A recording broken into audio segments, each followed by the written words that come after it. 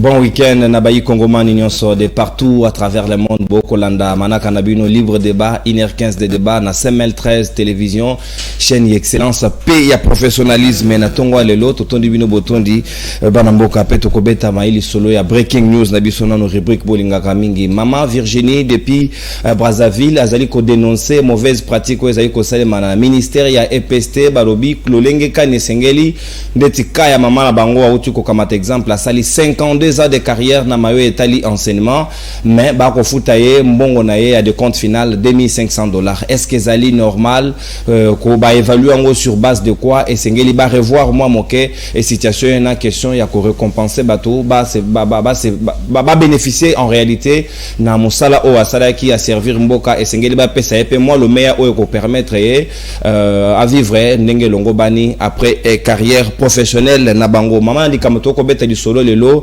ezali mayo ko sala tolé polémique na République démocratique du Congo makambo ya réduction de train de vie des institutions le lenge kan ezali koleka parce que ba révélation mususu ebimi selon décret loi numéro 18037 du 24 novembre 2018 portant fonctionnement et modalités d'octroi des honoraires et avantages au président de la République Ndeba Lobi Félix Tshisekedi azali ko avoisiner autour mensuel il y a $2 millions américains de 30% à l'Omea naye et sengeli ba pesa président honoraire Joseph Kabila Kabange Wezali élevé na montant à $680,000 américains ba député 21 000 chacun Christophe Mboso Kodia a bimina silence na ya lobby député nyonso ya komeka ko soutenir démarche ya Martin Fayulu wana a kozala obe et sanctionné est-ce que comme moment ya intimidation topé lolenge kani ya mibale budget et commis pour na 2023 et kozala estimé à 14,6 milliards de dollars américains oyo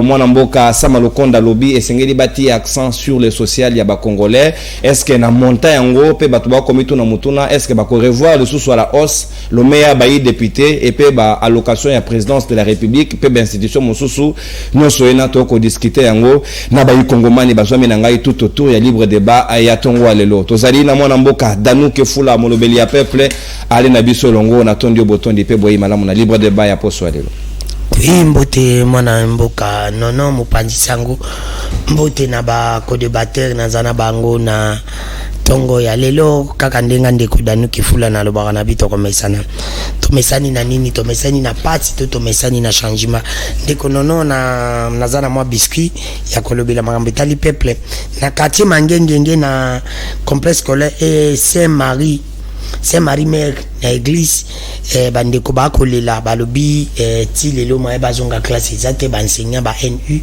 ba futa mate lelo ça fait 7 ans depuis babanda ba futa marate bazo salaka musala ya pamba yango na ko senga na Tony Mwa bana ebité parmi ba ministre baza ba incompétent domaine Tony Mwa vraiment za ko faire partie ministre baza ba incompétent oyo ngai bona lingai tata mokonje ko la sala remaniement mais nazo monake asala ndele remaniement esute parce que kozala inutile to tikana biso na inane ba o ba kokota ba kolinga ba yiba mosolo po ba sala ba basomba bandako basomba ba mituka au moins ploko la bango ba lo ba contrôle ba fonctionner sous contrôle na bango makasi pour na ba yibate ba kota na vision parce que même chose na inane ba ko changer ta magata ba kozwate mais ba sala que même peuple amona parce que souci na biso ndeto yaka ni tandoke to linga peuple sala nini a se retrouver tozaka munguna ya bandoko ya union sacrée mais tozala kande pona peuple yango na ko senga na tata mokonje ko liko changer na taba mandataire wana te parce que bato ba yake pa na oti lelo ba ko continuer o ba ko tia mal à l'aise changer ba mandataire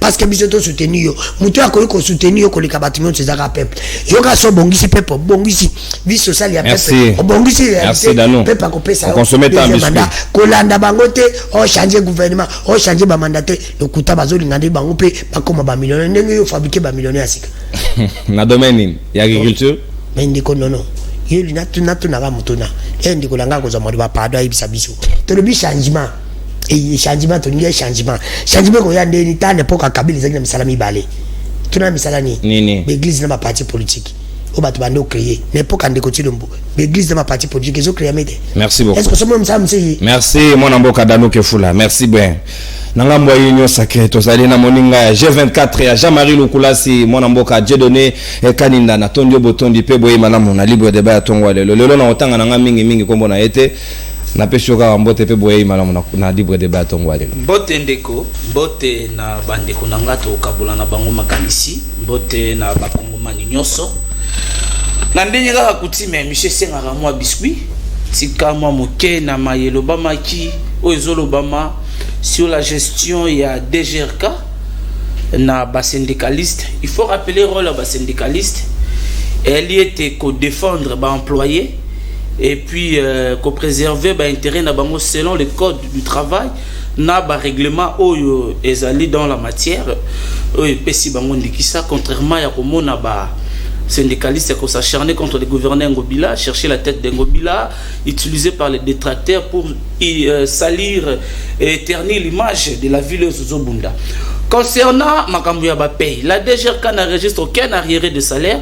Au contraire, Mona qui salaire na bango augmentation mataki à 30% selon instruction faite par le chef de l'État. Et elle sous accusé DG na népotisme. Or, le DG, avec qui n'a DG Félicien Koulouta, déjà engagé 427 personnes. Il a comprimé mes meilleurs agents, il y a DG. Sans respect à procédure. Et non, la procédure a été bel et bien respectée. Les agents au DG à Tsakiwana, Bazolo, Babandekonae, Famille, tribalisme, népotisme, Baraki Bandeko, Bazaki, conformément à la titre académique, na bango, na baloi, Ndenge Mibeko Sengeli. Et puis, suite à leur performance professionnelle.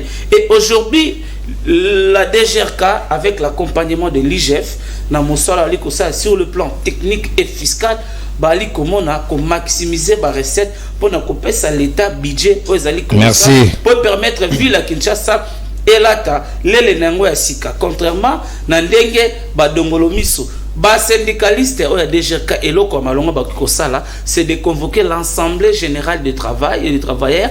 Oyo kopesa bango ndikisa ya koloba maemoso o bali nango ko déranger bango au lieu place ya koleka na ba etando ike ya koluka koloba mae o bali nango na maîtrise voire même ko tirer sur merci. Le président de l'Assemblée provinciale, le ministre provincial de finances et ville et puis na gouverneur Gentini Mbakangobila et nous avons vu noir sur blanc comment la ville de Kinshasa ils ont redoré image nango ozaki terni na ba prédécesseur naie malgré ba nyongo au gouverneur Ngobila Kuti azo futa ba nyongo azo tonga bandi. Merci mon amboka Dieu donné on consommer ta biscuit on consommer ah nazaka na problème toni on consommer ta biscuit yanga mbamo diku na koma mon amboka Jean-Marie Lukulasi na cadre biscuit ka mbala moko na ebité kombo Lukulasi ekuluka nini na biscuit on a montage 24 non je suis un des collaborateurs de Jean-Marie Lukulasi mais je ne suis pas G24 très bien donc faut nuancer merci mon amboka na retiré officiellement na G24 Mozara ande wa Lukulasi. Mais c'est mon grand frère à qui j'aime beaucoup. Très bien, union sacrée. Union sacrée, merci bien. Jean-Marie merci. Réinsertion. Merci, Dieu donné. Dieu donné. Dieu donné. C'est ma vivre dans la société. Dieu donné. Ali parmi bateau bazo accompagné vision mon Konzamboka. Au moni na. Dieu donné, tu n'es pas seul, s'il vous plaît. Dieu donné. Dieu donné. Dieu donné. Mais qu'on a regardé désactiver. Dieu donné, s'il vous plaît. S'il vous plaît. S'il vous plaît. Au moins, il n'est pas sur carton. Ça marque pas. Non, s'il vous plaît. S'il vous plaît, je suis sérieux. S'il vous plaît. Aux Arambak, retirez Maloba et Sengelo, tout ça. Il faut pas faire un désordre de le débit et à Kitoko Mingité. Toi, il peut n'a mon maître Zagbo, Yekoy, Moko Yabayi, MLP, Franck Diongo, Natondio Boton de mon amboka, maître Zagbo, Peboyi, madame na libre débat. Mbote na yo, ndeko nonon kourou, na sepel romo na yo, pour esali moi mikolo belé.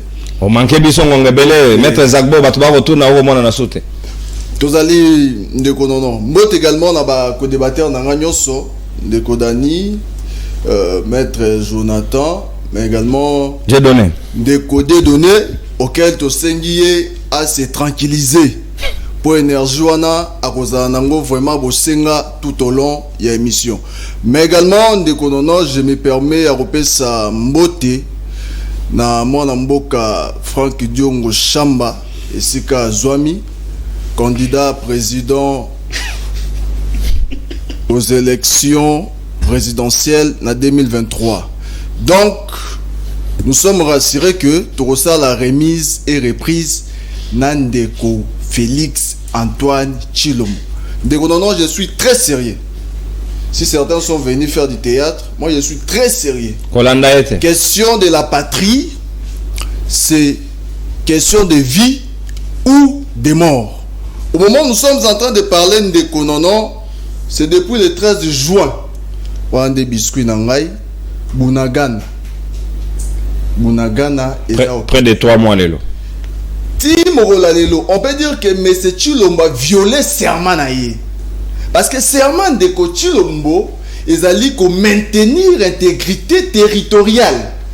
Donc, ce qui a ma coquille à maintenir en haut, c'est que Ndaï, oh ya lapaki, asili na ko violer yango. Yango anandeko Frank Diongo Chamba lobaki abenga ki ba congolais nyonso ba rejeter ndeko Chilombo. Na batu nyonso bazo sala naï, y compris batu ya ndeko de donner Kaninda. Population et ba na ko rejeter yango. Pona ko suki sa ndeko nono, pona ko to sangonga na yo le 18 septembre.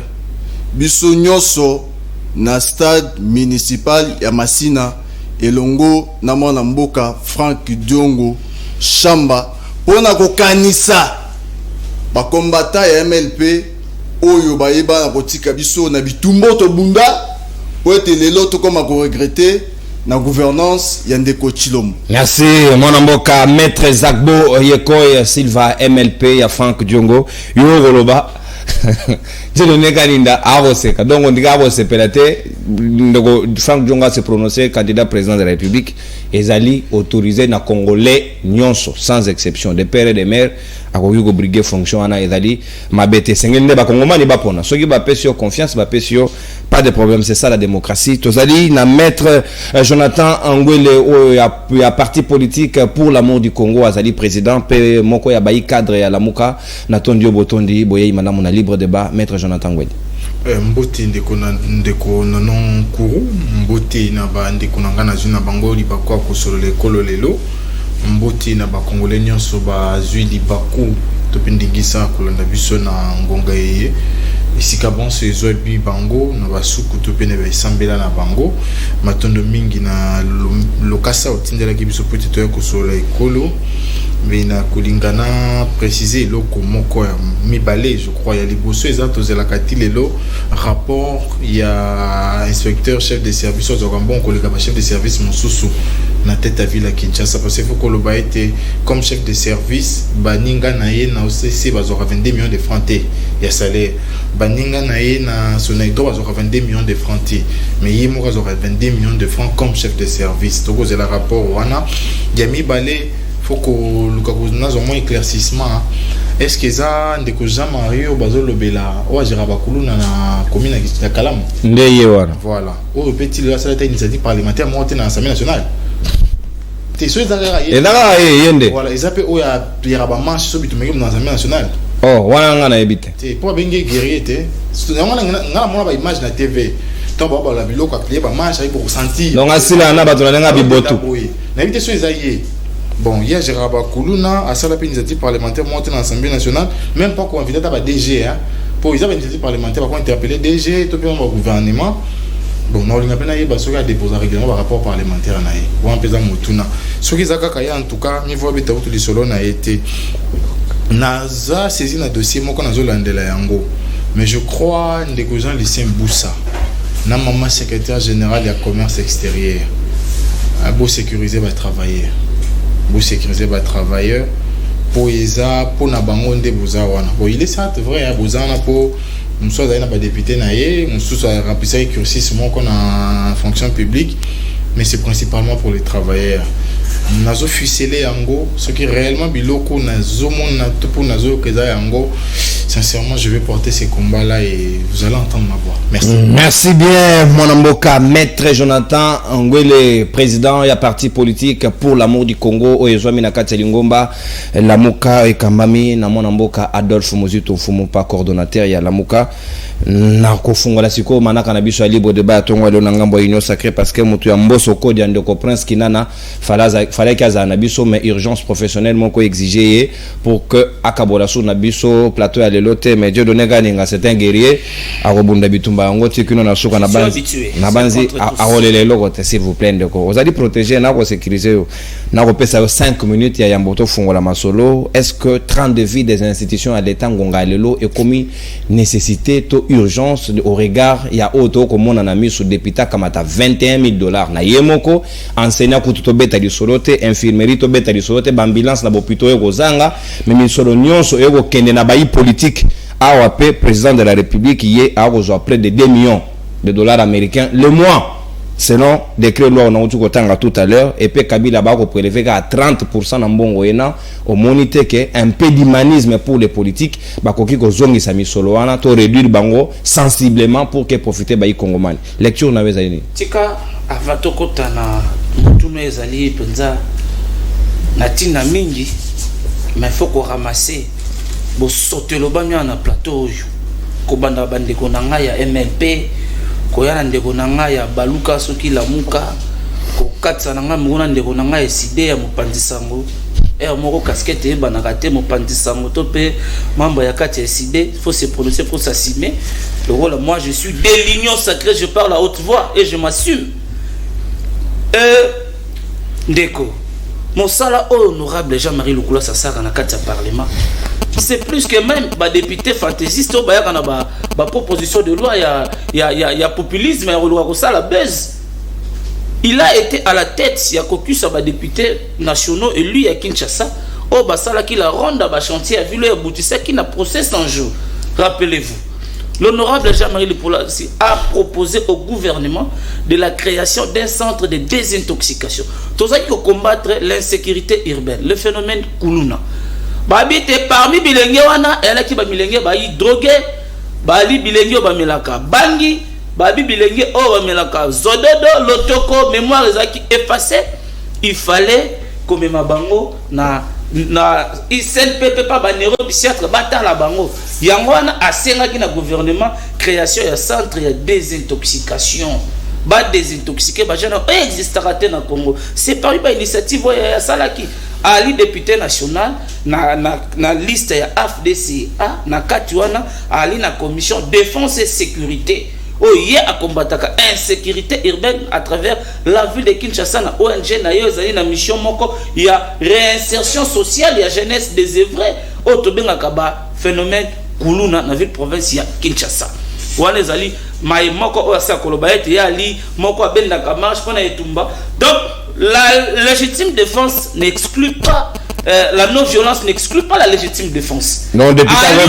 non, babite le député comme le député va bento ni ko fonti ka parce qu'il député. Oui. Il y a honorable il s'engage que le fond. Il y a beti ni ko fali l'opposition parce qu'il y a ça doit remettre parce qu'il est de l'opposition. Abuka cher ya l'Assemblée nationale parce qu'il est député batika ça et ce qu'honorable aye Jean-Marie Lukula atakimia pas ba collègue ne ba député et tomber ça le matin nenga bika gumba ka marche agumba ka marche na benye guerrier pambate ali parmi bato ba contribuer na union sacrée lelo majorité to sala na po abundaki butu moy po lelo chef de l'état azwa majorité auto bundela ki na zongi ndeko na nga ya MNP ndeko totika ko saka maboke kozwa place ya batito sai et sobe dans un plateau sérieux bato ba olanda biso ba ali belé.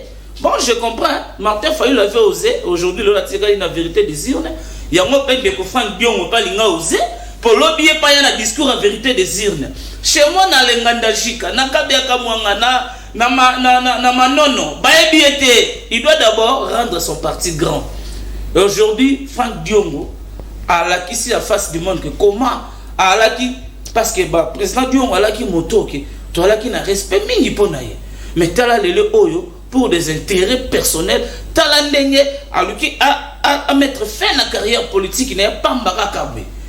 Bakanga qui injustement, moi na mboka na bokonza bimisie parce que Franck Diongo avait été arrêté injustement. Babimisie na grâce présidentielle.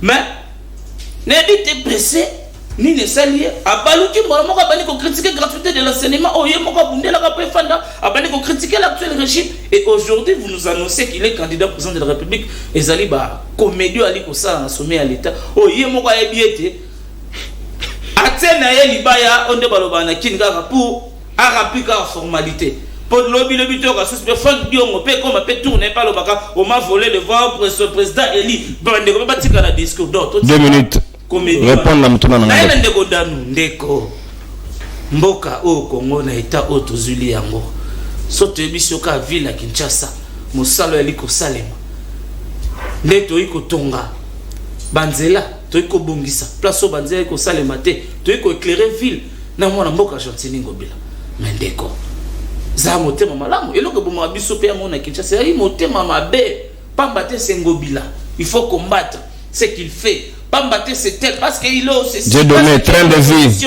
likambo ya train de vie ya ba institution elle est tout le monde nyonso to bundelaka en vertu de quoi un ancien président azaka $160,000 chaque mois 680 000 600 alors que le chiffre qui manga $680,000 merci pour na ils ont représenté 30% du président actuel par mois vient na biso abina ka bibina binazu mama Marie po ya yela ya loba komine ko yemba na tema ye danser azu mama na yembaka akoki ko yebisa biso te ke ye oya monika ka ete $21,000 ba député o incapable à brandir ba preuve mais Ali n'a pas député. Il est mon député par procuration. N'a appuyé le sous-argumentaire pour tout le monde. Il est député par procuration parce que suppléant non, ou elle doit se faire ou à remplacer on a aya akako. Donc azanega figure parce que c'est lui qui gère tout. Palissade yem tazouaki. Maramonio yem tazouaki. Maintenant tant que ça on combat $21,000.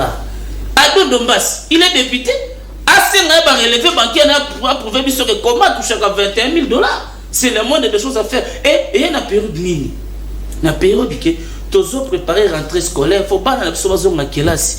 Azo semaine na mitu ya ba enseignant. O tozo bunda to améliorer conditions de vie na bango. Merci. C'est là ba accord to signer na bango accord en bout d'accord il a dit toto mona na mbwela accord na mbwela loge état généraux d'enseignement. O ba enseignant ba qui satisfait ndenge comment na salaire na bango est augmenter le salaire ba améliorer conditions de vie na bango pour rendre la gratuité de l'enseignement primaire efficace. Mais il y a un atta OK. Nata OK ba ima pinga la so ba ali kuna na fond il y a compétent le sera ba député il y a $21,000 pour na pousser bango na révolte des restes du peuple congolais à lissage. Genre discours populisme pour chercher l'actualité sur le toit. Merci mon le peuple congolais est très serein. Merci. Soutenant les actions du chef de l'État.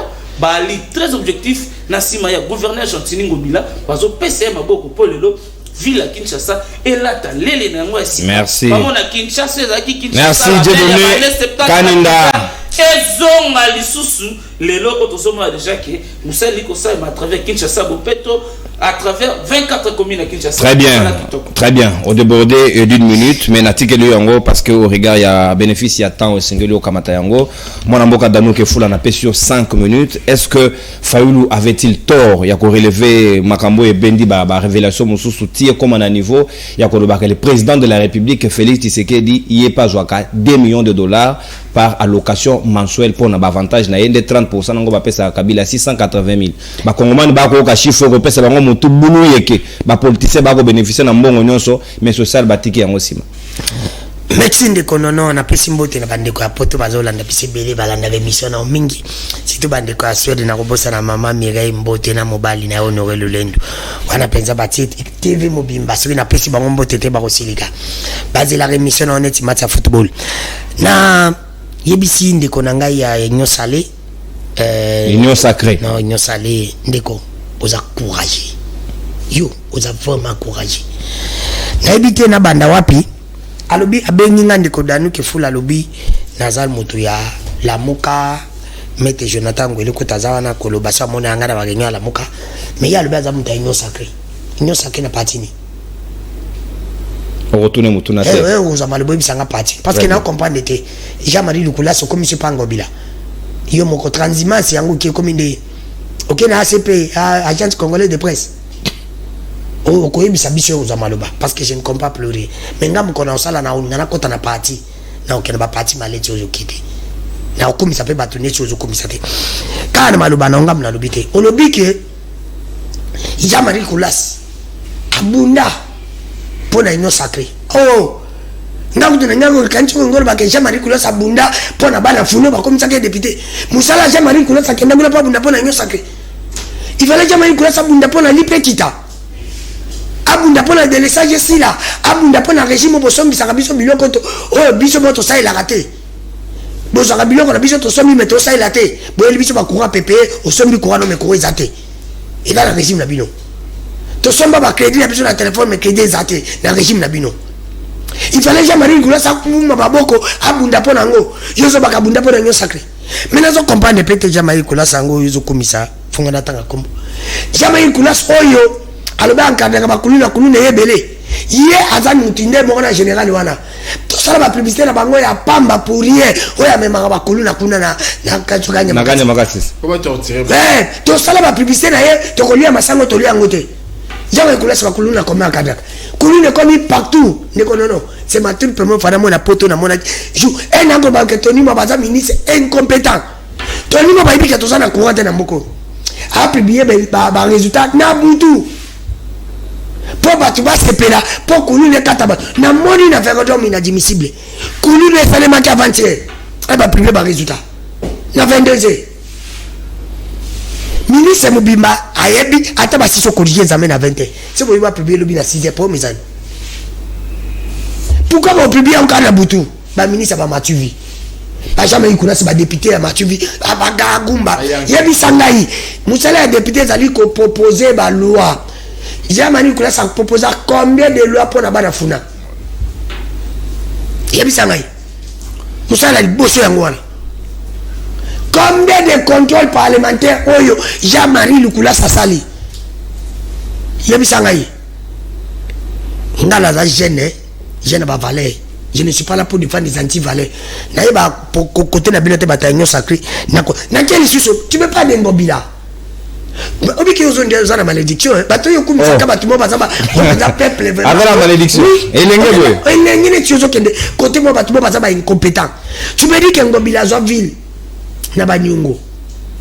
Obi ki ngobila ana musisa mawate bafutaka bato. Ni je maîtrise ngobila plus que toi.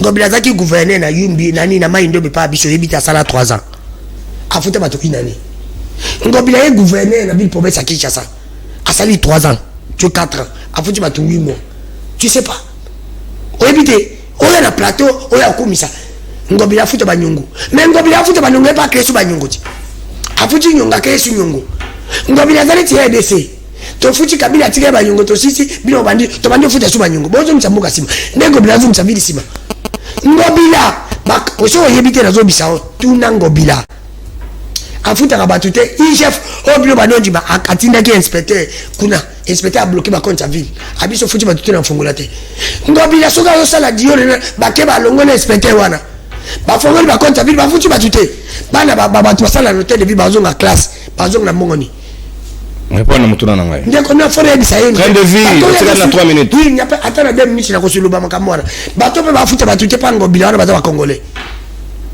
après la TV komisa biso ngobila ndeko na ngai ah tu peux parler de tout le monde sauf ngobila na Jean-Marie Nicolas je te dis tous on a des chanteurs na Congo ce n'est que normal ah mboka ba musicien belé bolo bato na des chanteurs relaxing na gouvernement ngobila oh kate fatina fati album ezo bimasiko oh il a Denis Lessi bon beton na nini il a Denis Lessi pas album ikoto yo nini yokuna fatina fati pété na fatina fati des nouveaux chanteurs dans Congo la vidéo sur ba oyiba biso na vwani na boso le boso bota tu viens tu yena TV petit à TikTok oyena TV ozo bisa biso lobi ngobila mon frère oyo biso Jean-Marie Nicolas bazo yo kitakutu ma province soni ah bah vena maindombe mais bazo ba incompétent na ba domaine na bango est-ce que la ville province de Kinshasa mérite avoir comme Moutouré Ngobila comme gouverneur? Oui, la ville mérite Ngobila. S'il vous plaît, Dieu donné. Nangonga na okomi o. Alors que Zamaloba a 2 minutes. Train de vie. La facture no ya Snell. Pakata kabiso 1% éclairage public. Et que dans la ville province à Kinshasa. Omoyo bisanga be éclairage public ezap. Ndeko nono na sali investigation. Longa magazette si koko ma boulevard.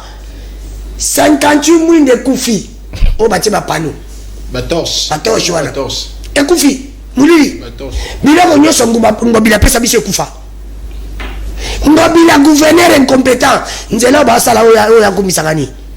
Elengesa. Je connais même pas Kinshasa. Elengesa. Eza na 6 km. ça a dépensé déjà 22 millions pour l'Angela Nesilate. Aye bisangai hier aux maloba aye bisangai Angela Ngobila salisili. Non. Une minute. To qu'est-ce que le makambi train de vie, une minute. Ndeko, train de vie. Il y a une institution, il y a Congo, c'est lui qui est à la base. C'est Ndeko Chilombo. Je te dis que c'est Ndeko Chilombo. Ndeko Chilombo qui est à la base. Ndeko Nangana quand c'est qui a condamné Martin Fayulu. Jacob Bakebate Fayulu Azana Bili Mate Fayulu. Il fallait yende Moutaïno Saka Babatinda. Mais au Solangana Jama une couleur city. Il fallait une possibilité de fiche de paye n'a pas combien 14 millions. Hein 14 millions. S'il vous plaît. Donc Kanan Ndeko Tika. Il y a le lobby jamais une couleur ça 14 millions. Et les gens lobby la fille na Azara Moussissou. Tiki pour la lobby Moussissou. C'est ça la lobby et ça on fait la lobby. Ah lobby on fait la lobby. Mais comment voulez-vous binoba tu n'as nini? Nini. Maladie moderne na Nani. Ndeko Chilombo. Na iba salaire na ngade. Président de la République oh ya loba ngaité. Président de la République a lobby yé ayebi salaire na été. Si le président ayebi salaire na été. Bango ba député ba koyeba. Président ngaité. Bango ba za makasi. Ayebi salaire na été. Si que bango ba koyeba. Si comment ba ndeko na ngai ndeko nono. Comment ba tata mibimaleti bango ba sali pendant 4 ans. Si ko ba ke musala ba yebi salaire na bango tout nangani. Mutaza la base ya Ndeko Chilombo. Pourquoi? Oh chité wana. Soki Ndeko Chilombo ba yebi biso salaire na ina pomita biso. Anga yebisa biso loka bango balingi Congo ke Kabila azaki président abande ko 50,000 ngana lingi Congo na kititi salaire na ngana 25,000 député ne poka Kabila bande za 12,000 ngana na kititi na 8,000 ministre ne poka Kabila bande za 40,000 ngana kititi na 12,000 omone ngenge salani to ngai to mona to za problème te mais lelo Ndeko Chilombo ba promettre biso loko et biso mutu asali yango te siko ekomi bango pona nini ko le bande ko nono au débordé déjà salaire pesanga 30 secondes. Martin Fayulu a raison. Mais Martin Fayulu n'a expliqué qu'on m'a dit.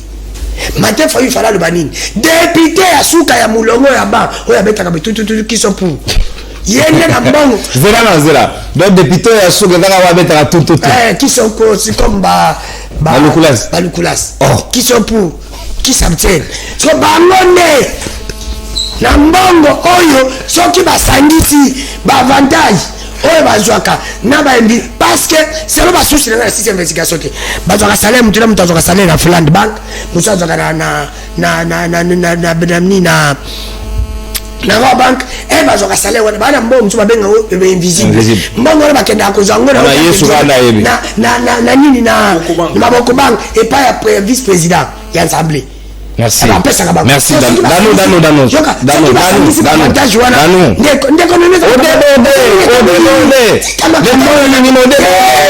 Tika Frank Jonga bana eta mwini ta continue. Ndeko na ngai tika rebisa yo. Soki basangisi yango. Soki ba député Mulongo bazwa kambongo. Eza soki ba député mususu o bazaka pour bureau. Bango ba pour la protéger ba jamais ilikulas. Bango ba bunda pour la bureau. Parce que na avantage baleka. Eza soki na ba groupe parlementaire. Ya moni député monga mosa la journaliste afin député tani. Parce que c'est inadmissible. Merci. C'est pour te dire que Ndeko Nono. Merci. Mboka oyo na bosolo pe busimbo. Il fallait que tu n'oka jamais ikula sangumba maboka bunda. Merci. Dano. Tout respecter Ngonga. Donc au débordé de 2 minutes. Donc rassure-toi que dans le deuxième tour il y a parole. On a encore récupéré minute wana olobamoke. Maître Jonathan Ngele avant que na reçu sa première tour il y a table on a maître Zagbo Yekoy na Zambie le nouveau président à lobby yé alaina mbongo ya kosombela bayi député mitukate mbongo ezali ya ba contribuable député alaina lomea na yeso anga somba mutuka mais sombela ye moko mais na Congo $21,000 député à lolengi wana lingi baba kisaya na palissade ya matabisi est-ce que ezali acceptable to inadmissible pour na bayi congomani social na bango kokende liboso to hôtel makaki sika moko. Merci Ndeko Nono pour na mutuna 5 minutes. Yambo funa former congolais était en Afrique du Sud. Gouvernement est boyi cause à la caution, il y a crédit, il y a pas député. Gouvernement est boyi. Député habité, na lingi na zo crédit. Mais le quoi yo faut chaque mois, za la caution na ba boyi. Ba ibo ki ne hypothéquer ba biloko na mingo ko pesa bagage. Ça veut dire que l'État pense là-bas que moto a koko s'assumer na ouya linga sala. na nettoyer nan ba contre-vérité moko eloba miawa. Ya liboso procès 100 jours eza fouille à conseil des ministres. Ou ba pesa ki instruction na ministre de la justice à saisir ba procureur général. C'est de 1. De 2. Alors ceux qui rondent des salami na cadre ya ma député à caucus à Congo central ou ya nan la ville de Kinshasa mutu rapporté ba un groupe mo WhatsApp. Massa to baiwa. Ba komyo ki to bai na nyambo. Ba kuta na kuna. Alors massa na banakin. Yokate. Massa to kita to sala ronde kuna bakiti. Moto mon côté. Mais ceux qui sont ensemble la journée d'autres tinda moto. Au député qui nous yoka DG mon co. Ba sala ordre de mission. Na kozongi la place ndeko nono lobité. Dano. Ndeko de Dano plutôt. Député en a deux prérogatives, contrôle la initiative. Balobi a senga na gouvernement va créer centre des intoxications la méthode ni. Et je fait une proposition de loi dans le grand temps en autre. Moto moi micro. Afin na biona kalam parce ba to makasi ba libeli banda. Abi député faut créer ça gouvernement va créer centre des intoxications nous sommes où? Wana jamais le colas. Nous sommes où? Comment te ndeko ndoba si na comité bi bo créer les biso corps et ba sapeur pompier a commis à motiver des propositions de loi pour la rentrée parlementaire septembre. Na o mso ayela biso ba la base ba 500. Daniel Mbao. C'est au fait ça la réalité. Oublions qu'un député c'est les traces. Ngana mona a gumbi manche a vimbi. Ou ngana mona a s'inspirer na bateau encadra. Ou ngana moni yango a vimbi. De moins de rekao. Alors, on a député, M. Amati, bien Mikanda, et M. le Président, j'attire votre attention sur la question des droits des institutions. Mukande Zali, où a déposé depuis 2019, comme on est ça. Et puis à l'époque, quand on a dénoncé train de vie, les députés étaient déjà à $13 000 de salaire. 13 000. Le lot, la loi de finances, c'est 2022 où tu as utilisé les lots. Où il lobby clairement que à 14 ou 15 millions de francs. Et Baki, c'est ce que la République nous a une réserve parlementaire, plus de 5 millions de francs. Vacances parlementaires, $3 000. Sauf 5 000, on déjà toqué, on a plus de 16 000. Sauf qu'on zoom 1 000 on a bureau à Kaboun, il y a transport, on doit pas salaire sur vidéo à live. Bah, côté 19 000. Aussi 3 000 au Tangiwa, ça fait combien? Et moutons ont 21 000 dans un pays en grève. Bah, mettez moi la grève. Bah, fumez moi la grève. Bah, pauvre université moi la grève. Bah, enseignant moi c'est pas qu'il y a des grèves. Bah, nous, comment on a Dano Montalobi. 21 000. Alors que prof a toni di samoto moi na polobi. Abimisa o ba toni si e pombo ke tambola. Bon pese combien? Et on a ça pour faire université. Moko tazongi la otangisa ngai na boy bozonga ngai. Si on va finir pour raconte nga ba prof bozonga te. C'est inadmissible. Nazui e kaya Braza. Député Brazzaville dans a 4 millions de francs CFA, à peine $5 000.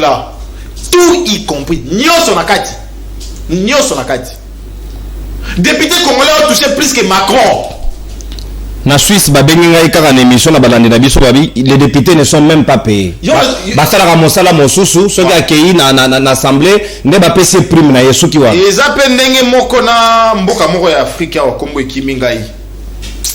Ba obligé ba député pour hier vous a député vous a déjà homme d'affaires. Pour ces députés, pour ces mboka futa ote. On utilise ça comme l'honorariat, voilà. Titre à honneur de Babengo député. Macron vous touche 13 000 €. So bakati batati CNSST balongoli, voyez bon on va CNSST, bakati ba impôt et tout, il reste avec 8 500 €. Mais non moro a guma ba marche, a beta ma kofi, a 21 000 $. Nous sommes pour un pays en dessin. Pour les députants, il me semble, la vérification d'informations selon mes sources, il faut pas côté, il faut pas l'État. Non, je sais pas. Ils ont pas prélever à CNSS. Pour y a Macron va prélever un pot. C'est ça la grande question. Il y a mis balé. Tant on va bien mandat Mabounda dans le bureau, va venir député va déposer un rapport parlementaire T. Dans 85, tant de Mabounda au Kenya. Les lois, tout les avocats parlementaires. Na moi na lingwa la bato bakati bato machete wana ba député te na changu na monika moko Clément Muzanda otam na funa na zo lukati le député azongi vacances parlementaires na lukaye na mona été même wa maboko makati wa beta bato na mona été pour na chiter monsieur l'auditeur général de FARDC na bandi aussi mo likambo banda kala nous avons besoin d'enquêter sur la torture. On a la vidéo, on a na bondelio. Mutu ya mutu, ba chila ma kolomi balé et puis yo fandi. Soit zaki ndeko na yo, tout le monde na yo. La RDC a ratifié plusieurs traités et conventions, ils ont beau la torture. Et puis les responsables à Kanya Magasi Mabino, c'est méchant. Et la discipline. Non non. A bien discipline. Papa. Discipline mutu ya mutu. Les poumons de tout place la vie commence. Au final, on a sa patte. Imaginez maître Jonathan la compléteur na YouTube. Elle moni bilili wala totia a sanctionné à caler du son visibilité. Vous imaginez un peu? Non, c'est choquant, c'est atroce. Monsieur l'auditeur général, pardon. Nous quoi on a faut répondre. Non kabouiki général. Il faut répondre pardon. Ba on va quand on a la torture et à l'équipe en moti. Merci mon amboka. Maître Jonathan Ngwele, temps d'antenne consommé exactement, pas de débordement de quelques secondes. Maître Zagboye Koy, 5 minutes pe nangambo wayo, na yebité, balobi ba député, mais il y a aussi un cas ici. Certainement, le président de la République de son temps, Boya qui a prononcé le meilleur naïo à Simbaka, pour le lot, ceux qui ont bêté calcul selon décret loi Oyo, à ça autour, il y a 2 millions de dollars américains le mois.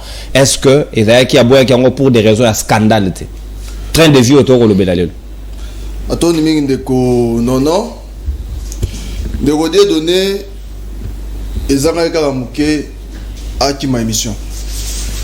Ayate. Petit n'est télé yuana les Arabes moi qui m'obali. Mais la montée manaise obéisse la SLR Nokina Kende. Quand vous les regardez, c'est un garçon beau. Mais c'est le discours du ventre. Moi qui dis Boumoude Zoloba. Zoloba. Décoder donner. Il faut vous informer. Vous ne pouvez pas blaguer avec M. Franck Diongo Chamba. Azan a plus de 30 ans à l'IT Nambokoyo. Ce n'est pas le moindre dans ce pays. C'est le fils politique. Il y a Etienne Tshisekedi. Il y a Papa Etienne Tshisekedi. Nengana Sala Libaku. Il y a Robakisa. Mbumatondolo. Tom. Ouais, donc il faudra vous informer. Donc Franck Diongo Aza Motoyo Abundisa Mobutu Abundisa Mouzé Abundisa Kabila fils mais siko yo lokola ndeko Chilombo citoyen Chilombo à s'écarter na vision ya papa na ye le peuple d'abord. Et commis la famille d'abord, et commis les amis d'abord, et commis diaspora d'abord, et commis les ventres d'abord. Donc il n'est plus dans la logique wana. Il y a le peuple d'abord. Il y a wana ndeko Franck Diongo asenga tina ba Congolais, y compris yo, au rejeté ndeko Chilombo. Na mutema osali yango déjà. Kasi na miso mwa soni wana za di rappel ya malonga ndeko nono oyebi na mboko yo mabeza nini batu bazokoma ba député parce que baboka ki na banzembo. C'est ça le mal. Bayemba yo pa bandeko na biso balanga nzembo lelo lobi wana sima nango komi député. Okomi député pour ça di moi be mission mi balé ya kosekisa batu lobi nango. C'est ça le problème. Maintenant on se retrouve dans le parlement, au éviter, ni basa on a parlement. Maître Kitsa Mikono Moké. Ni basa la kana parlement, ni mosala ya député. C'est ça le grand problème. On a des confusion totale. Est-ce que ndekwaza wana akoye tsabiso boni bafuta ngobila ya batu musu ezobima mais ngobila le vice-gouverneur a $30,000 sûrement ngobila was a triple ngobila bafuta kaye combien pendant que nous sommes ici maman mora bendio. Pour le baquet, Azui des comptes fin bâtiner na retraite na $2,500. L'enseignement. Tandis que député na Sanza Moko, selon autres zoyo kan deko sesanga, le biango deko faula le biango, azo touché $21,000. Donc moto yo ndeko kaninda tanji kombo chaque mois 42 millions de francs congolais. Tout le bango na francs congolais. 42 millions zorango so na saki so na nini abendango akenango. Mais tandis que maman wana sali bon moyen mobimba carrière. On a carrière 52 ans d'enseignement. Pour combien $2500. Donc on dit même pas émolument est député à Sanza Moko. C'est là où les bas blessent. C'est là où Ndeko Frank Dionga bengi yango inégalité sociale. C'est là où Tobengi yango zali injustice sociale les ont régné. Les ont gangréné. C'est la même chose. Ndeko Chilombo Tolanda malamba tunye boni bafuta kayo abi a éviter. Mais comment une personne Yango na tuna gyo na mutuna sûrement ezaki pour des raisons ya scandale la boya scandaliser ba Congomani nde a épargner biso na ba détail. C'est là où je suis maintenant.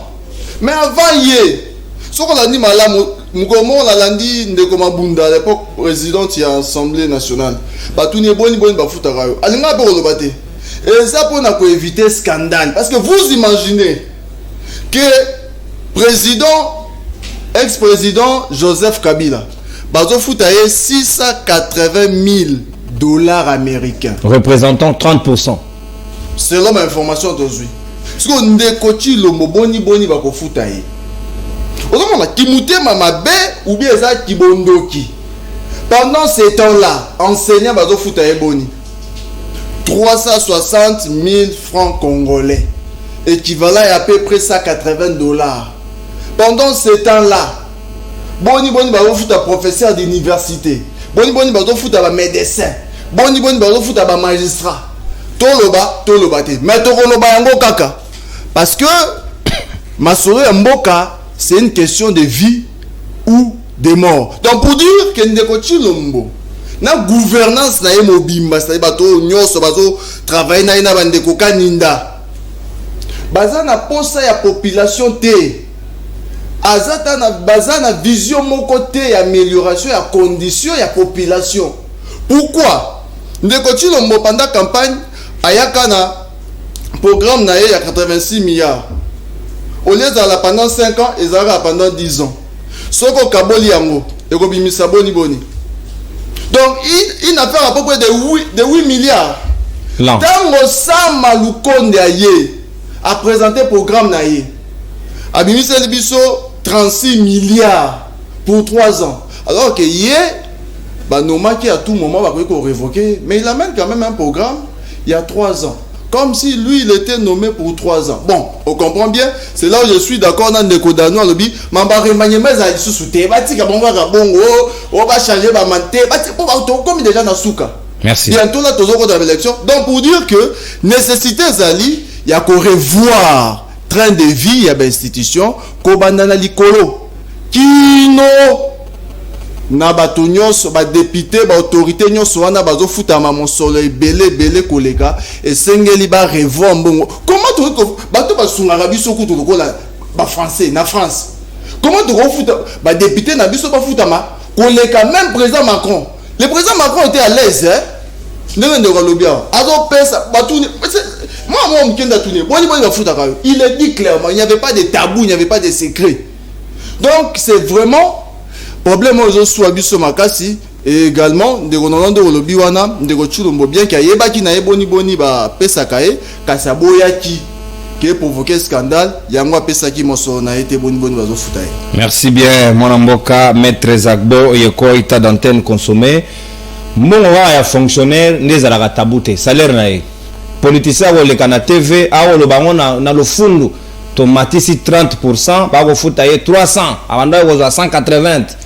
Suko boni ya yo ne komitabu po yo nani intouchable to yo nani eza kitoko te esengeli sincérité za la honnêteté za la redevabilité za la ceux qui vont conserver population et kozala malamu mingi penza to ko lekana deuxième revirement au etali bo matisami ya budget na 14 milliards.6 ndenge ndeko sama lukonda lobi yango accent curseur placé sur les social ya bayi Congomani mwana mboka je donné kaninda est-ce que bo bangi ezali te que mbongo wane profiter sous na ba institution au détriment social o ezali dégradant na ngonga lelo Congomani azo ko nouer les débouts du mois te maloba ngambo wayo avant kokota na mutuna pambate 4 minutes 15 awa le parlement bazozongela nzela ya hémicycle une session spécialement budgétaire en tant que parlement et autorité budgétaire na musala ya bango bali kosala tikana ebisa ndeko nanga danu soza na conflit na bavie na yo batu na yo ya mai ndombe.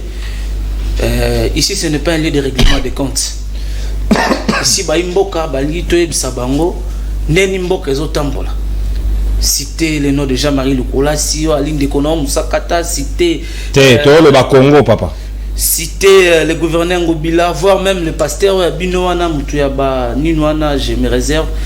Donc il ne faut pas amener vos conflits-là dans un plateau comme celui-ci. Ndeko abiete Maabetali ba initiative Ndeko. C'est à travers ba député obaya koki servi la Kinshasa tangu batamboli basali rapport et rapport wana nde conseil des ministres a ekofanda ba eko instruire na ministre ya justice bata na ministre ya justice batala bafungola miso pona maetali programme ya 100 jours ya chef de l'état oya butisaki na procès otomonaki nema elekaki yango wana nde ko fallait koza na ba éclaircissement ke koloba ete komona ka ndeko Jean-Marie Lukola sabimaka kumbaka marche kona etumba te etumba to koloba ele etumba ya makofi te ele etumba ya motu ele etumba oke ya koboya badongolo miso babebisa mboka yango wana abundaki ete po bapesa mokonza mboka majorité po mboka etambola kitoko babundaki ete po na union sacrée efanda Bobete fala buna pona mboka peuple congolais ali mokambi ya lingomba politique ba bengi RDPC Rassemblement pour la défense du peuple congolais. Donc yé na kati na li déjà na etumba bundela ka peuple congolais na kati ya Assemblée nationale be partout au yazali na ba œuvre sociale à salaka na mayanyo so salaka. Donc sur ce point là na éviter ceux qui plateau les spécial Lukola si ou comment parce que quand tout c'est le nom de Lukola rien à voir dans le sujet du jour ali moko ya ba député ba li 500 na éviter pourquoi vraiment to be social ba Kongomani likambu ya naoki ndeko danu abi makambu ya construction ya ba route ndeko danu peut-être ozo maîtriser ville à Kinshasa te ke nzela ni nongo bila bande sila avenue Mongala na Gombe peut-être oyebi yango te tala avenue wana na été alaki wali mwana kitambo tala avenue Bangala été alaki na été avenue Bangala ya lelo zwa avenue Kasavu de boulevard ti ida kitambo magasin wali mwana Kinshasa na ebito yaki Kinshasa ka so wali mwana Kinshasa soso ya solo au monde a été la ville est éclairée kobanda na centre ville ti kuna Kobimati na au revoir Kinshasa zomona que la ville de Kinshasa est bel et bien éclairée. Et bon la mine de 58 au ya compté Koufi. Mais tout na ye ali mo pandisa moto ça que investigation ay la biso mine de 58 donc ye Kobanda boulevard ti kuna magasin monika 58 mine de zéro kufate dans le nombre de mine de zéro opéré à moniter le nombre de routes qui sont construites par le gouverneur Chantini Ngobila ye dans moniter le nombre de routes qui sont réhabilitées na PCK moko na Bangala ye ali mona kitambo avenue Bangala et talaki nango na lelo soki okei na ngaliema musala ekosama na érosion ali na avenue Masikita tala nzela na érosion na ndenge babongisi yango nazebisa yo Kinshasa à travers 24 communes ezozwa changement moko total grâce à gouverneur Chantini Ngobila qui s'est impliqué olobeli que Tebi Ngobila te peut-être yo Ngobila d'abord en tant que chef d'entreprise Ngobila a été plusieurs fois DG, vice-ministre, plusieurs fois élu député,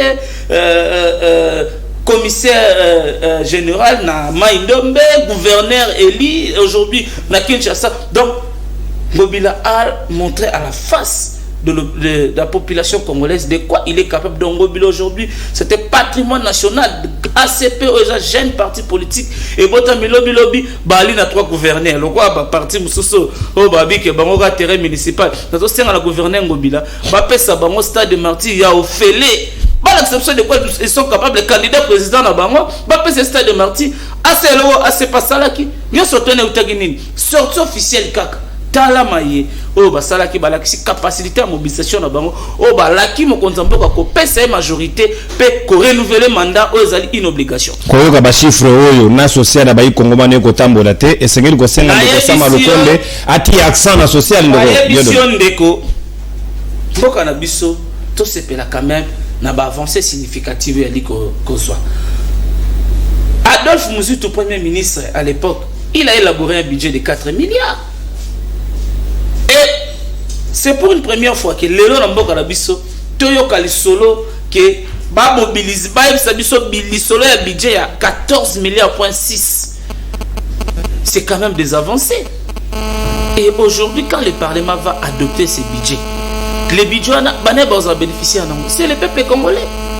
À travers le gouvernement pour répondre à nos besoins au quotidien de la population congolaise, il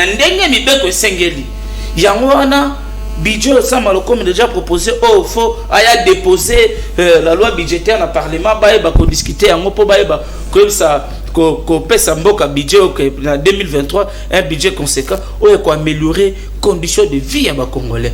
Et tanini, le peuple congolais, et tanini, salaire, il y a des militaires, salaire, il y a des mapinga, salaire, il y a des policiers, et tanini, to kutaki mboka o, et tanini, to komisi mboka o Congo. Donc aujourd'hui, nous avons le courage. Yakobenga ma Congomani, Yakobenga ma Congolais, grâce à Mokonza Mboka Félix Antoine Tshisekedi, azo promettre, azo réaliser. Et aujourd'hui, le budget de 14 milliards.6, ça donne l'espoir à la population congolaise que c'est possible de renforcer la gratuité de l'enseignement, de rendre cette gratuité d'enseignement, une éducation de qualité enseignement. Il y a malonga ok opesake bana o bali ba futur cadre ba ko kambambo kalobi bazala na matière bazala na éducation ya makasi bazala très efficace sur tout le plan pona ko bongi sambo kamboka kende liboso et tokotika ko pesa bon vent na likanisi opambate 114 milliards ezali na likanisi maintenant quitte ba régie financière ya ko mobiliser ba recette pour matérialiser ngo ba rendre ngo viable ba rendre ngo palpable. Merci. Yango wana nous sommes sur et na bokasi ya mwana mboka Gilles Lingete à travers la patrie financière otozo senga na ba congolais nyonso dikolo nyonso to bondela kapona tata wana pambate lelo Gilles Lingete mosala liko sala mbongo ya leta eliko zonga eliko kende na ba kesi mbongo ya leta ina ba madouce bele eliko kabola balo bebele bela te na bokasi ya mwana mboka Gilles Lingete na patrie financière ba régie financière na biso toza nango bazo mobiliser ba même contripler on sala augmentation ya budget ya mboka matapona nini pour améliorer conditions de vie à Bakongo. Merci. Tozali cause la débat sur le budget. Bandeko Abanyosolo, Ndeko Martin Fayul, il est député par procuration. Atindaka procuration. Merci, merci mon amour. C'est pas discuter là, baninga n'est pas. Le problème ça annoncer déjà les chiffres. Merci. Il y a que les chiffres là c'est estimable, on va estimer à 14 milliards et ça impossible. Aya pousser ba moyen. Très bien, Dieu donne Kalinda, mon amboka. Na pesira ka Ndeko nanga Niko Mengele. Namaso alobaki raison pour na ndeko Frank Diongo zombie pour le to komona maye alali ko sala li koloba to bundi nene tumba to. Merci, j'ai donné akomi camarade ya leta moyini kaninda maman na bana na mwana ba kotala yote soki ba bi aussi osilisi et suis osilisi j'ai donné yebisa ndeko na monsieur ali ya mabanga terre na ba papier bwaka ba mabanga lo lambio chaque dimanche pa mamilela ayaka na danu bongama ko yebisa ba imbo ka c'est pas tikalo kutande yoka s'il vous plaît l'investigation le moninga ka 58 000 de villes ezeko kufa ba mille nyotse ezeko clair donc vous voulez faire croire à ba kinois que le boulevard Lumumba Kobanda boulevard du 30 juin ti na kitamo magasin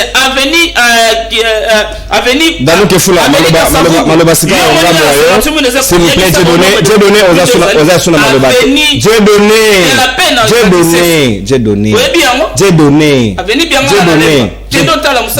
j'ai donné s'il vous plaît. Et ça la rodnenge ni nso babe oza shuna maloba tozo kokate s'il vous plaît. Non nenga mabete. S'il vous plaît yoka pas de problème mais n'attend d'antenne organisez-vous pour qu'on respecte hein s'il vous. Non je ne suis pas j'étais seul contre tous boko kapengata.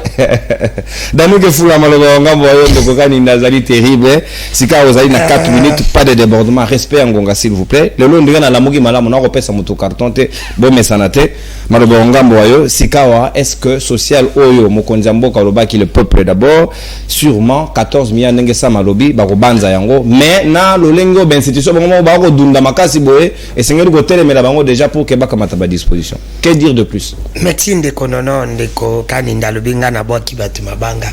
Ba bengo lambio. Tala wata komba motezate. C'est pour te dire que yonde mtobaki batu na ongo bila mabanga. Mais parce qu'il gère bien la vie. Lobi merci. Alors, s'il vous plaît. Tikanga le baina. Fais-moi le contraire. Nazo kendeti. OK. Avana kota wana ndiko nono nazo lobela nan bande kuba na bosana ke na komaki awa babenga balobinde ko danu lobela biso nazo kitawana na terre ya mama yimbo c'est comme si bateki yango balobi mtu moko ya bogo régime asombi yango agene babi bazo kutana wana terre ya mama yimbo wana babeta kabali des ai bazo kutana na 13 na zala wana depuis le but des de bimaki balobi na famille ya mokonzi moko asombi so ya mokonza mboka so ya nani na ebite ba sombi terre wana nazo kitawana esengelo vérifier kendo ko sa investigation na 13 bazo zala ba jeune nyonso ya lingwala bazo kutana wana bande ko babenga babinde ko danu lobela biso bantre bato basalaki na musala na terre ya stade avec l'entreprise mo ABC pour préparer francophonie ba congolais ba travailler wana ti ba bengani ba musale katani ba futi bangata lo meyate na ko senga na entreprise wana futa ba kongomani ba ko benga ba de côté ba pesa ba mbiloka pepe ndalo bongo na keni sisi ndeko langa tuni mutu na bana na rencontrer la biloka lobi alobi ndege bazwaki mboko yo ile ni ba BBC ba BBC a amina biso Kabila kutaki biso tozaki 8e atika biso 8e bango le ba komisa amina biso 4e tout ça 11e merci ba BBC te Kabila ba BBC football na biso depuis to sala Kabila to ando kende kan depuis ba ya to kenda takan ngato tano to zoni ngana tu na alile ni sembloko ba BBC na so biso bloko ba BBC banda boye to kenda takan besoin de football na biso la sima bon quand ba championnat on a le batté à 2019 s'il vous plaît ndeko tolérance ndeko bo quand ba championnat to kenda ite banda boya to sala ka ba wai kendate ozumsi la sima bino banda boya biloko mata lelo kute na oya ndeko na somi mafuta ya moteur pour sala entretien et comme $32 tina kwange mati lelo sikoy kwange mati comme 1000 francs kwanga ntesa ya so biso makaba biloko bamba bukuta onkombe lipa et mati bukuta onkombe omande bazonji so na biso sima nakendela biso bino biloko ti biloko tu bokomi na niveau ya mabebo bokomi sina na mbote pour la passe bato pesa suba tumbote papa mbate ndakomi ka okangelo ngina régime na bino pour passer leki ozobo na niveau bino bokomi bato donc Félix Amatisi na pris à mbote pesa basu papa mbate mais je te dis Dadou toke mwana mboka ndiko nazo bisayo et pesa basu papa mbate parce que mutakomi na kanda na ba problème personnel sur régime na bino tala eloka kosi ndiko si bino batanyo sake boya kaka blablabla tu me parles de Kitambo azobi aveni bangala si tu ne sais pas aveni bangala ils na prérogative ya gouvernement provincial ta lokuta o ezana na prérogative ya gouvernement yo kana peso belema o ezali na prérogative ya gouvernement provincial na Kitambo ezali a direction Lukengo nde ezali na gobedience ya Ngobila aveni bangala même pas se bandi et ça le gouvernement national et oh ça c'est même pas Ngobila banda ye asali attendre la mon côté à 2 km ici exact je te dis exact biloko nyosa bandaka ici la raté na des aïna chevé ayi singa le bio ba viena nga côté moko mais ce que nazaki auto tiba nazaki tribalisme il fallait na soutenir bango mais je me dis que na côté le bango que na danger na encourager parce que nga ba ke ba marche amumenu na nga ba viena nga na ba te la bango mais les bisa bango na bosolo pe bosembo parce que la musala malam.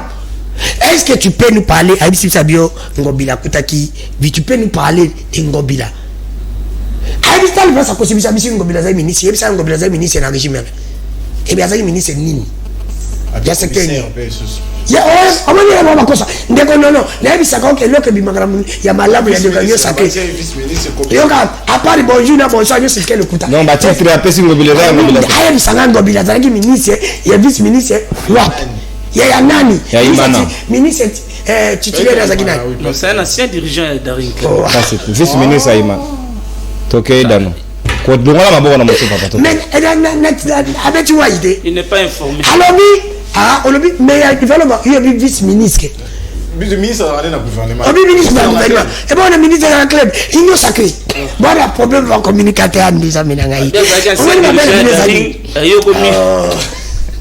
Danou, on te na 30 secondes. On te na 30 secondes. Tu vas zo yoka. On va bien la zani. On va bien nyo sacré. Ce qu'a vient la bino moka komika mokonzi. J'ai donné kaninda. Yoka ozakuna. Ils ont régime baka. Kuna. Na compagne. Yo bino ka sem tuba ko mokonzi bozi bino nyo sabata nyo sacré. Bakana batibokei. Yango lelo ko sa. Yo bakana bachi. Mende ko moni ba elle. Na moni tetara yi. Ngo bilaza ka. Ndi magara papa. Tala. Ayi tingo bilande. Nani ngamo bigira na boy tache mon frère je te protège. Non, il est mon frère. Je l'aime beaucoup. Il se bat. Oh, chité papa. Mais tu as aussi la président Félix Aïbi sa conseiller na ayamba bino banima sa biso ino sa ke ba pesa bino na deuxième session parce que régime qui na suka boya raté pamba. O luka beaucoup batande parce que boya raté. Ozo bossa musale belé mais pour ne rien bénéficier. Bon, heureusement que régime on est beau soutenir botika na 50% qui est fait. Donc qu'est-ce que c'est na boya boss oui, qu'on soutenir régime ya peuple ndé peuple. Ndeko Dieu donné. Na bosso le plus beau symbole. Bilo boy biso boya bi le peuple d'abord. Mais ndeko Dieu donné avant bilo bossa lelo ko nyoso ndeko. Fe bota l'intérêt à peuple. Na solo na ndeko nono na boya bibisanga. Ndeko nono me dit avant émission na ndeko nanga zawa. Alors ndeko danunga na sala lelo nyoso ndé la sala pour ba consommateur ba kolanda biso. Mais ndeko nono ko tu présentateur émission et pour aosa lelo ko pour ba consommateur. Mais bino ndeko za bo comme au sommet. Boko sa lelo ko pour le peuple congolais. Peuple alingali malam.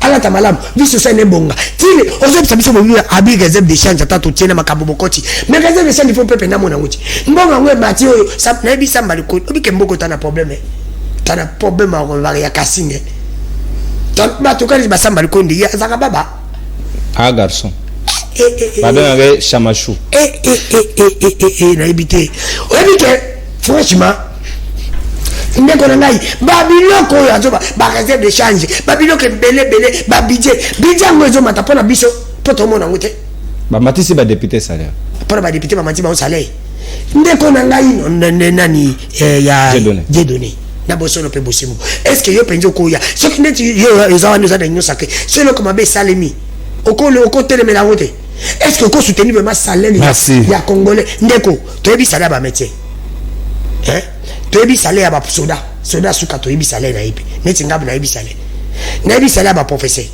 na yebi salaire ba enseignant ya ba maître parce que pour ni salaire ba député to yebi bakate salaire ba ministre bino na salaire d'investigation ministre congolais ndirait na assistant zo 40 000 $. Michou Babi 50 000. On dirait vice-président ensemble à 120 000. Nazo Yukara d'investigation et sécurité. On se comprend niveau token. So, Yabi Sangai, Ndeko Nangai, Naboso le Pebo Sembo. Est-ce que niveau Congo est allé? Nandena Tolingaki, Ndeko Chilombo. Azala Mokondi la Bishamboka. Tolingai pasa la mission engana barabi ke ndeko tilo mazali directeur à campagne ya Kabila ochanga tembi ndeko tilo mboye moka zali na campagne de londe na barabi ezaka ngula le amanite mais ndeko tilo mbako bomba mwana ya boti na César nyo sacré oya bota kina ko palisade ako bomba ngona ko sala mabe parce que ndeko tilo mba fala sala malamu po pepe kongolandi bai merci mon amour ndeko nono na bosolo pe bosimbo lelo yo bandeko abi ba ozonga classe te ndeko nanga assistant ba enseignant ba bazonga ti yo kana bise susu non au consommer te ba ndeko métier ezana ba oni ba benga oni ba syndicat métier sinamed bazali premier ba nini mouvement syndical ya Congo bana 30 ans ba kei ba parti muya na moni bongo parti muya bo kita ya babango ba bisi muya yo lo bakana na ngenge na bidon bikeno kuna côté la bisa santé ba grève ezate ba grève kiti mais biso toye bisayo merci tozali nde toza impayé tozo salate ba benga kuna na hôpital ya nini ya campus babi bandiko bako kufa neti mayebo ba neti bazate siko yebisa ngai ndeko na ngai grève za na domaine nyoso yebisa ngai siko intérêt na bilezo yango to senga na nzambe nde to senga na nzambe 2023 ikoka bakende. Merci beaucoup. Nzamba votera te Danou. Esengeli yo nde sensibiliser au sein la population à voter. Maître Jonathan Maloba Ngambo wayo sikawa to komi pratiquement na suka libre débat réalisation ko sala ngasine. Est-ce que na 4 minutes na yo ngonga lelo est-ce que to koki ko rattraper social, il n'est jamais trop tard pour mieux faire. À Ninané, il y a des élections, ceux qui sont à 14 milliards, ceux qui sont tiers penza accent na sécurité, éducation, na social, to koki ko obtenir des résultats escomptés. Et ça pas si tu rattraper social dans Matondolo. C'est pour naïf. Mon quoi tombolo. Tenga na yo ka bongo nde yango na lobi. Mbuma ya tondolo. Au ballon na ngoli sauté. Sur le boaki. Là il faut noter. Les lots tombé tali solo il y a 14 milliards à budget, mais dans notre temps il faut qu'on rappelle les Congolais député ça la rapport na gouvernement. Député à ça la recommandation na résolution et les caractères par bureau Assemblée nationale. Ce sont des textes, c'est pas moi.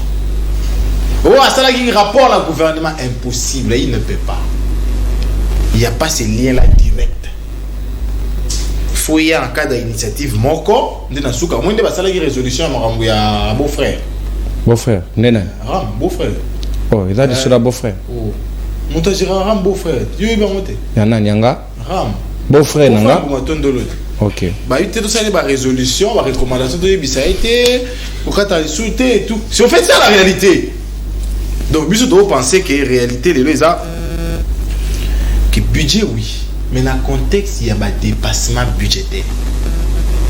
Il y a dans le contexte il y a une répartition inéquitable, il y a des ressources. Ça aussi. Qu'est-ce qu'on en fait?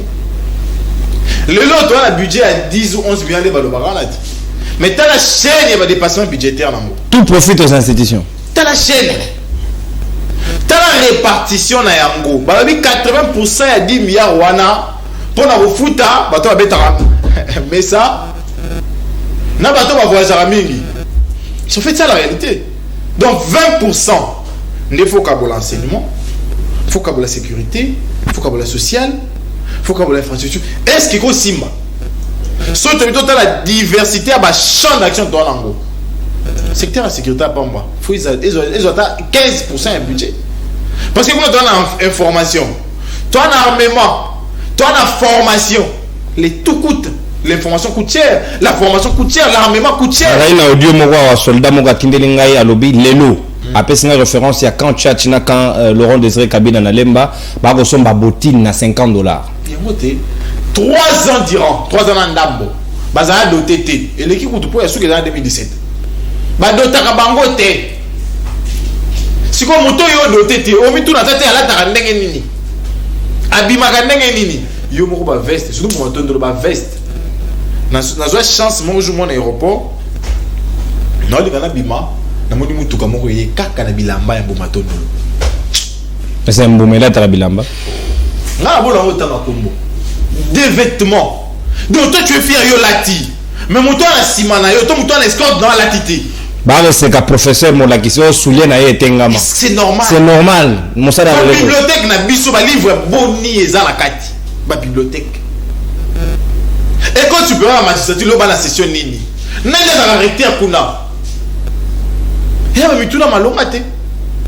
Les autres qui te découvrir que oui, et ça quand même na moi mutu moko aura 21 000.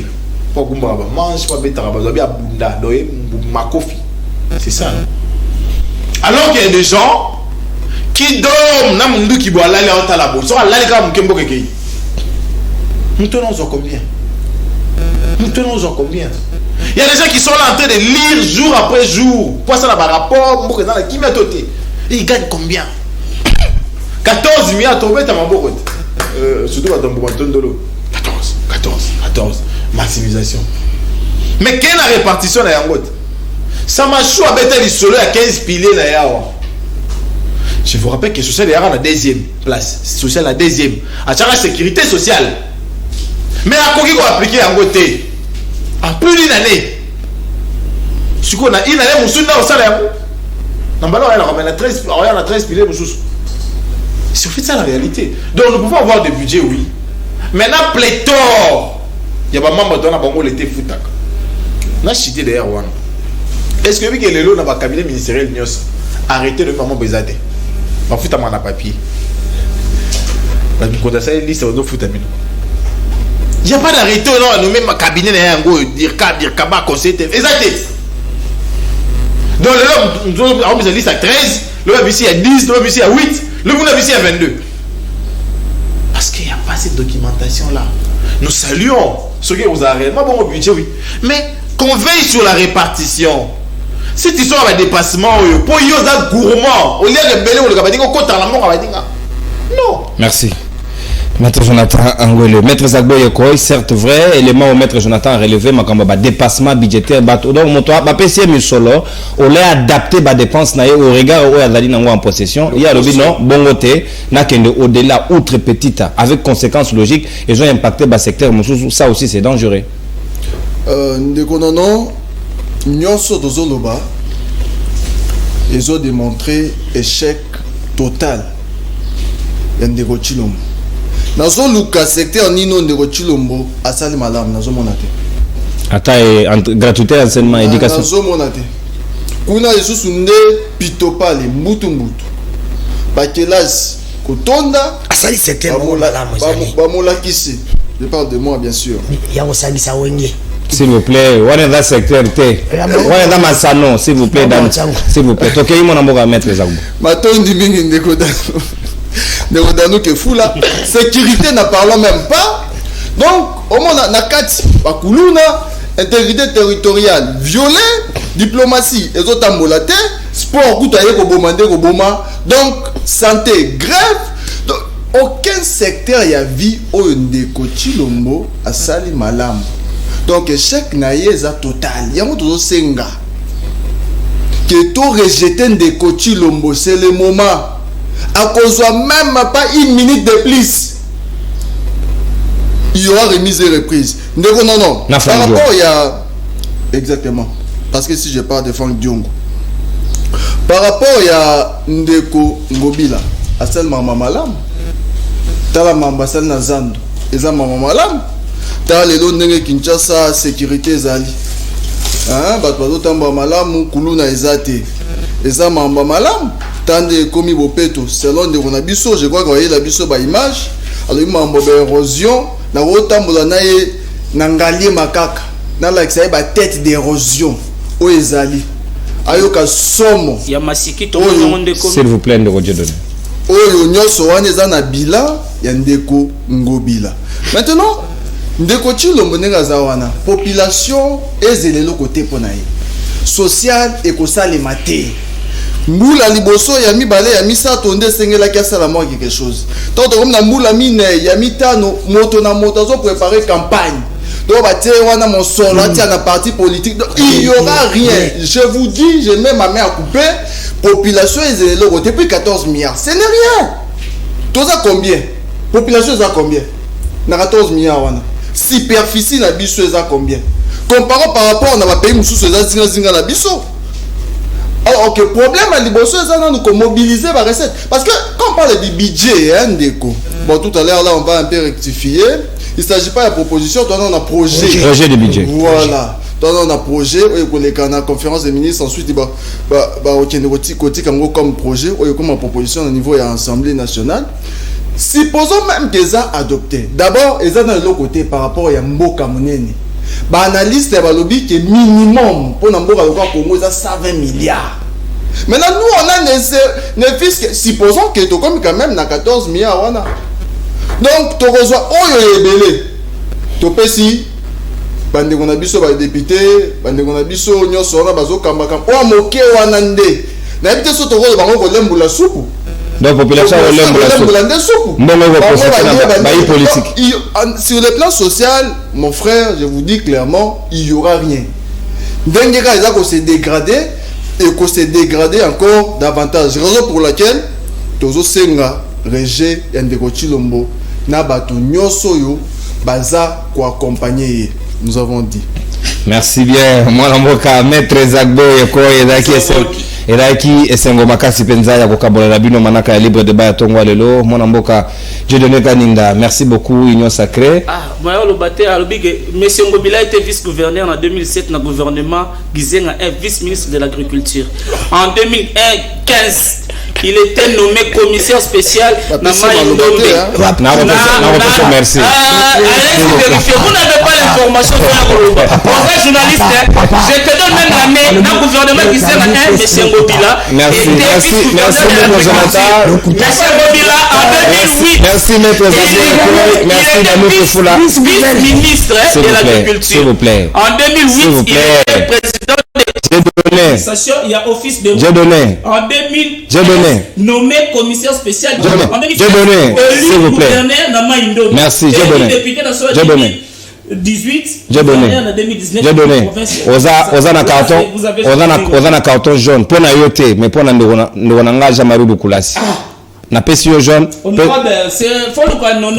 Il semble qu'il a un problème personnel avec vous. Merci beaucoup. Na lingi vino mingi bana mboka na tondi vino botondi surtout bande ko yanzela ya YouTube libre de bana biso ya lelo e komina suka. S'il vous plaît. Ya nani yo moni komi ya lambe. S'il vous plaît. Moninga na biso s'il vous plaît. Danou monsieur Sili. S'il vous plaît. Émission Sili ndeko. Danou, s'il vous plaît. Danou. Émission ici, la dédiée émission na moninga na biso bon panzisango ya CM13 télévision. Mon mboka Nathan 15 journaliste politique wa ko fêter anniversaire na mokolo lelo. Tokutani lundi pour un nouveau numéro avec de nouvelles ambitions, na ba nouvelle invité. Bye bye, au revoir, tenez-vous prêts, c'est le Congo qui gagne. Député T, président de la République PT, Mbogo Sengele profiter na ba Congomani. Encore moins Jean-Marie Dukulasi. Au revoir.